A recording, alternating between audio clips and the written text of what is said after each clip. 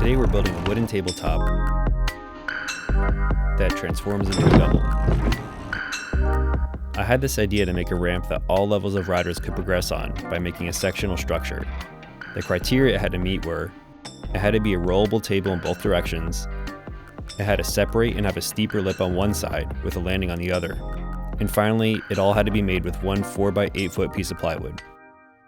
Each side of the ramp is 4 feet long, 16 inches high, 2 feet wide, and flat for 8 inches across the top. I don't have a pickup truck, so I had Home Depot make 2 cuts of the plywood for me. It's 2332 BCX Plywood, which is about 3/4 of an inch thick and pretty heavy. I spent a while figuring out the shape of my ramps on cardboard, so that they had a rideable angle and that all 4 sides would fit on a piece of wood that I had to cut. This was the first wooden ramp I ever made, so I wanted to make sure that it worked.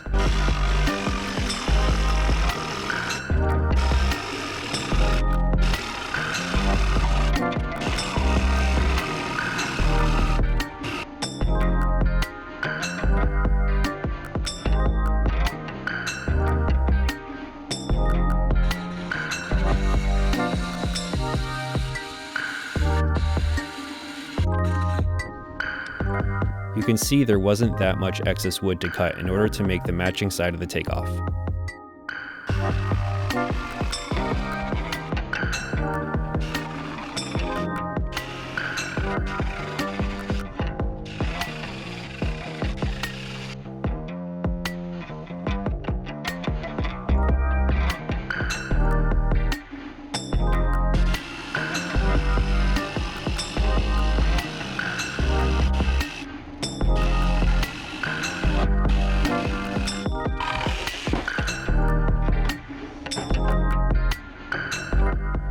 Since the landing was at a shallower angle, it meant that I would use more surface area of the wood, and as a result, I had to make some small adjustments to my original cut.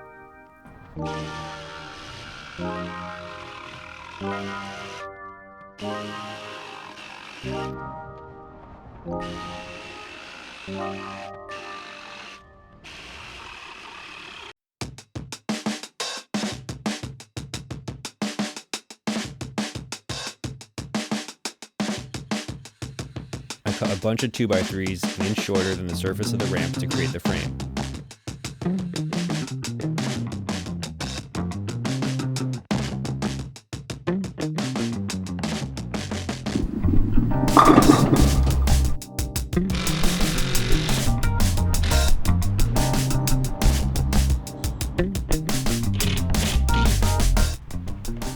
I put this piece as close to the front of the ramp as I could to give the thin part of the ramp some structural integrity. The remaining 2x3s are spaced somewhat evenly across the rest of the ramp and created a really sturdy base for the landing.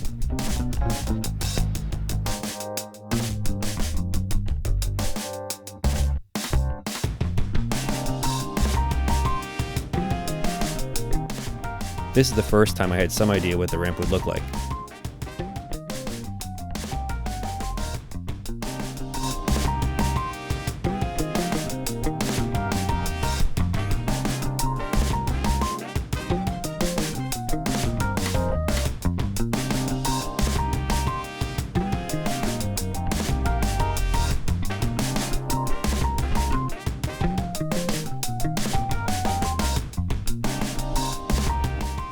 Now that both sides of the ramp were framed, I had to do the part I was worried about the most: bending plywood.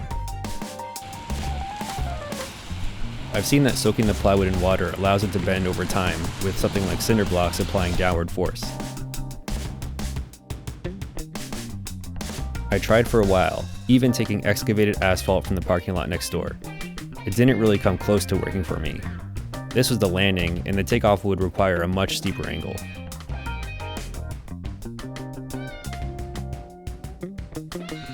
I decided to cut a ton of slots into the back of the plywood to make it bend easier. This process is called kerfing, which I definitely just looked up when editing this video.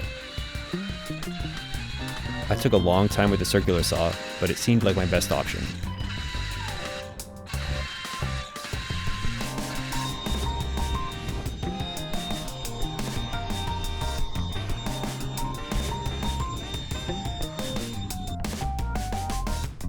Here I cut 2/5 of the way into the plywood. I still went back and cut 3/5 of the way down to make sure I could get it to bend. It works so much better, and I'll definitely continue to use this method with plywood this thick.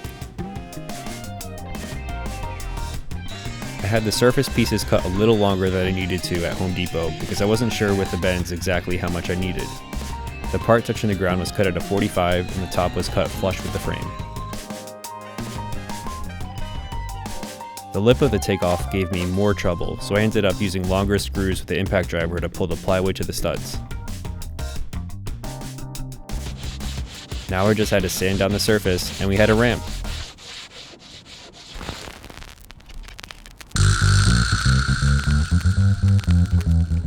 It was certainly rideable in the state, but I wanted to add in all the features. This 2x3 is going to swing out from the bottom of the ramp on door hinges and allow the ramp to roll on swivel casters. To help keep the wheels in place, I used a router to cut slots to hold a set of magnets. I didn't read the instructions to this Gorilla Glue because it's just glue, right? Turns out it expands 4 times its size when curing and went everywhere. Lesson learned.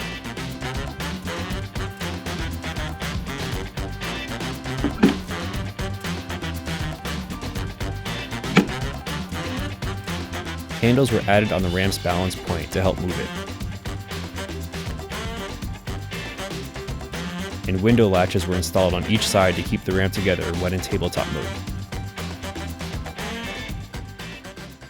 Time to send it.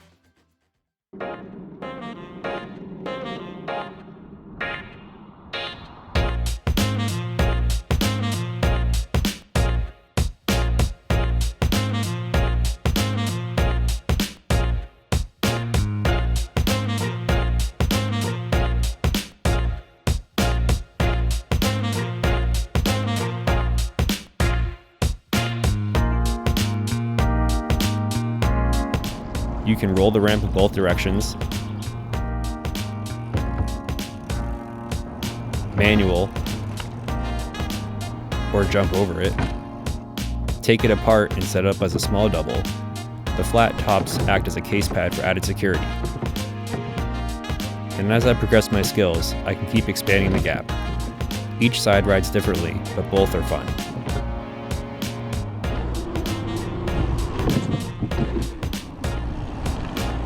You can even just use the landing to practice drops to flat.